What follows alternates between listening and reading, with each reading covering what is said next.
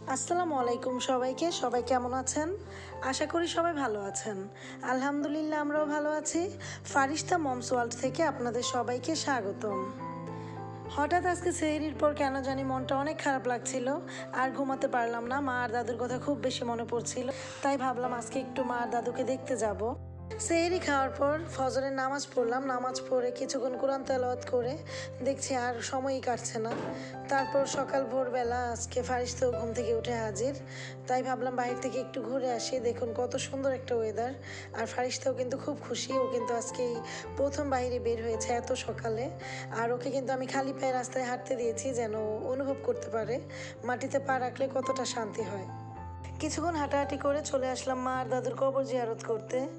আসার পর আর নিজেকে ধরে রাখতে পারলাম না, অনেকক্ষণ কান্নাকাটি করলাম আর আল্লাহর কাছে দোয়া করলাম আল্লাহ যেন আমার মা আর দাদুকে জান্নাতবাসী করে, আর পৃথিবীর যত মুমিন মুসলমান আছে সবাইকে যেন জান্নাতবাসী করে। ভয়েস দিতে কিন্তু আজকে আমার খুবই কষ্ট হচ্ছে, কারণ আমার ভয়েসটা অলরেডি ভেঙে গেছে। মা আর দাদুর জন্য একটু কান্না করেছি, আর অতিরিক্ত যেহেতু গরম পড়েছে। কবরস্থানের পাশে মসজিদ মাদ্রাসা আছে, এর জন্য কিন্তু এখানে আসলে অন্যরকম একটা শান্তি অনুভব হয়। আর তার পাশেই একটা সরু রাস্তা গিয়েছে। এই গ্রামের এই রাস্তাটা কিন্তু অনেক বেশি সুন্দর। আমি আর ফারিস্তা কিন্তু অনেকক্ষণ এই রাস্তায় হেঁটেছি, আর মা আর দাদুকে খুব বেশি অনুভব করেছি।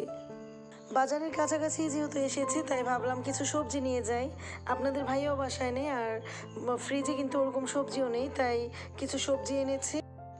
সবজি আনতে গিয়ে কিন্তু আমি অনেক বেশি লজ্জা পেয়েছি, কারণ এর আগে কিন্তু আমি কখনোই বাজার করিনি, তাই নিজের কাছে কিন্তু অনেক লজ্জা লজ্জা ফিল হচ্ছিল।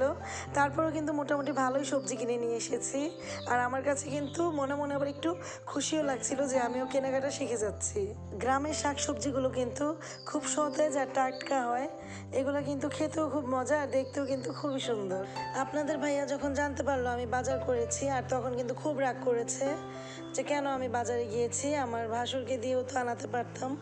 কিন্তু আমি ভাবলাম আমি যখন বাজারের কাছাকাছি এসেছি আর সবজিগুলো এত সতেজ এত সুন্দর, তাহলে কেনই বা না কিনি, তাই কিনে নিয়ে আসলাম। বাসায় আসার পর কিন্তু কোনো কাজেই মন বসছিল না, শুধু কান্নাই পাচ্ছিল। মা আর দাদুর কথা খুব বেশি মনে পড়ছিল। তবুও সংসারের কাজ করতেই তো হবে, তাই প্রতিনিয়ত যেভাবে কাজ করি ওইভাবেই কাজ করছি। প্রত্যেকটা সবজি আমি সুন্দর করে গুছিয়ে ফ্রিজে রেখে দেব। আজকে আমি কোনো সবজি বক্সে রাখবো না, কারণ ফ্রিজে রোজার দিনে এমনি জায়গা হয় না, বক্সে রাখলে কিন্তু একটু জায়গা বেশি প্রয়োজন হয়।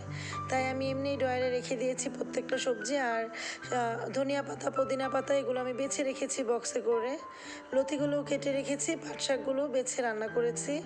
পাট শাকগুলো কিন্তু মিষ্টি পাট শাক, আমি সবসময় মিষ্টি পাট শাকটাই পছন্দ করি।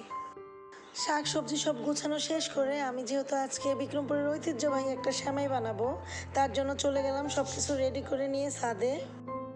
আর আমাদের বিক্রমপুরে কিন্তু এই সেমাই পিঠাটা না বানালে, ঈদের দিন না রান্না করলে মনেই হয় না আমাদের ঈদ। আর আমাদের প্রত্যেকটা ঘরে ঘরে এই সেমাই পিঠাটা তৈরি করে সবাই। প্রথমে আমি সেমাই পিঠার যে মেশিনটা আছে ওই মেশিনটা সেটিং করে নিয়েছি। একটা কাঠের মধ্যে মেশিনটাকে ভালো করে লাগিয়ে নেব, তারপর একটা চেয়ারের মধ্যে আমি সেট করেছি, আর এখানে বসে কিন্তু এই মেশিনটাকে ঘোরাতে হবে। ময়দাগুলো ভালো করে ছেঁকে নেব যেন কোনো ময়লা না থাকে। আর আমি কিন্তু 2 প্যাকেট ময়দা নিয়েছি। আমার কলিজার টুকরাটা কিন্তু অনেক বেশি দুষ্টুমি করছিল, আর খুব বেশি বিরক্তও করছিল, আর অনেক রোদ উঠে গিয়েছিল ছাদে। তাই একটু তাড়াহুড়ো করে বানানোর চেষ্টা করেছি যেন তাড়াতাড়ি আমাদের কাজটা শেষ হয়ে যায়। আর রোদে কিন্তু প্রচণ্ড গরম লাগছিল। ছাঁকা শেষ করে অল্প পরিমাণ লবণ নিয়ে আমি পুরো ময়দাটাকে একসাথে মিক্স করে নিয়েছি।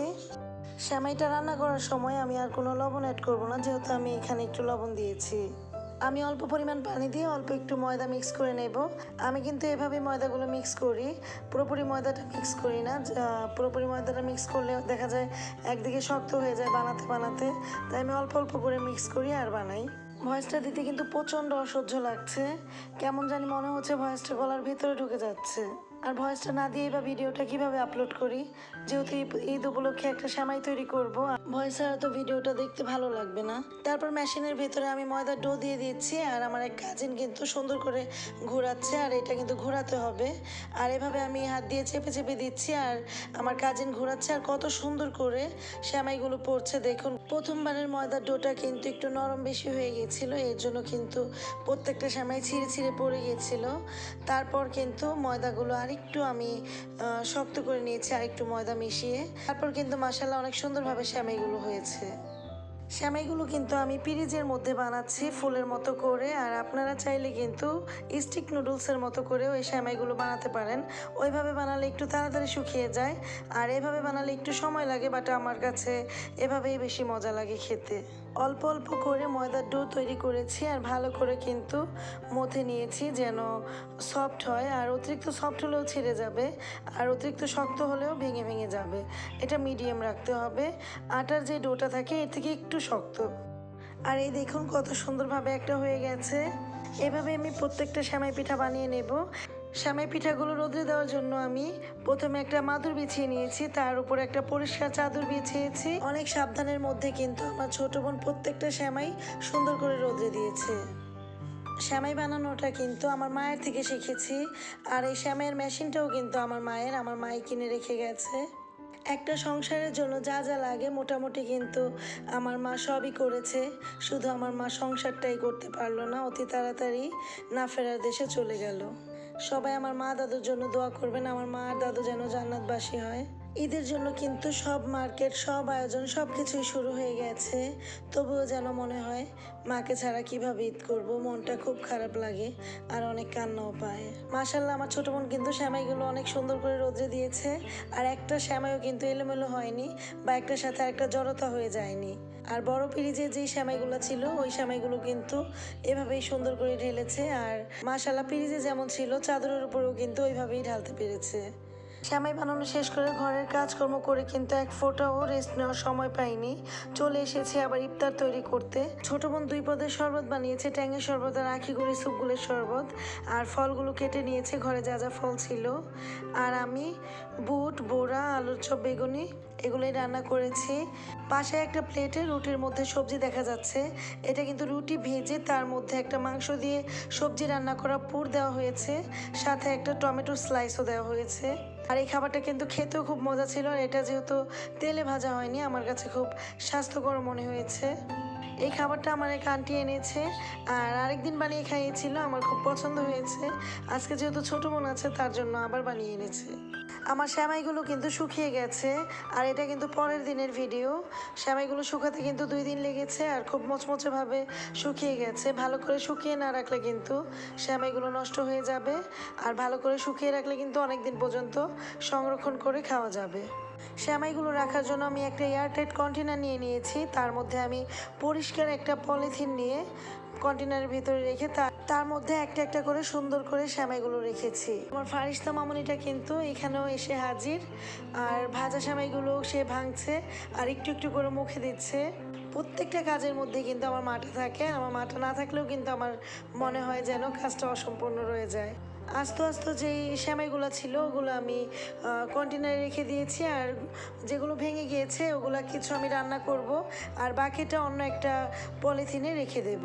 পলিথিনটা ভালো করে পেঁচিয়ে তার মধ্যে আমি ঢাকনাটা লাগিয়ে নেব যেন কোনো বাতাস না ঢোকে, বাতাস ঢুকলে কিন্তু সেমাইগুলো নষ্ট হয়ে যাবে। সেমাই বানানো শেষ করে মেশিনের ভিতরে অবশিষ্ট একটু ময়দা রয়ে গিয়েছে, আর প্রত্যেকটা মেশিনের ভেতরেই অবশিষ্ট একটু ময়দা থেকে যায়, ওগুলো আমরা ফেলে না দিয়ে কিন্তু একটা কাজে লাগিয়ে ফেলি। আর আজকেও কিন্তু তার ব্যতিক্রম কিছু করিনি।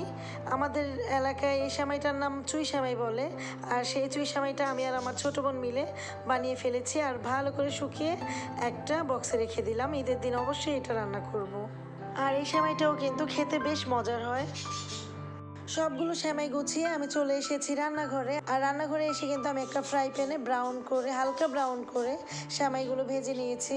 আর 1 লিটার দুধকে আমি একটু জাল করে আগে একটু কমিয়ে নিয়েছি, আর এখন আর একটু ভালো করে জাল করে নিচ্ছি। নেড়ে চেড়ে ভালো করে একটু জাল করে নেব যেন দুধটা একটু ঘন হয়, আর দুধটা ঘন হলে কিন্তু খেতে অনেক মজা লাগে। আর আমি এখানে কিন্তু গুঁড়া দুধ ইউজ করেছি, ওইটা আমি ভিডিও করতে ভুলে গিয়েছিলাম। তার মধ্যে আমি সেমাইগুলো দিয়ে দেব, আর দেওয়ার পর কিছুক্ষণ রান্না করব ফুটে আসা পর্যন্ত।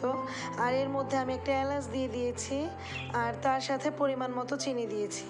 আমি 2 চামচের একটু বেশি চিনি দিয়েছি, আর আপনারা আপনাদের স্বাদ মতো চিনি দিয়ে দেবেন। আমার ঘরে বাদাম ওরকম কিছু ছিল না, আসলে আমি তো আর প্রিপারেশন নিয়ে রান্না করতে আসিনি। খুরমা আর কিশমিশ আছে, ওইটাই অ্যাড করব।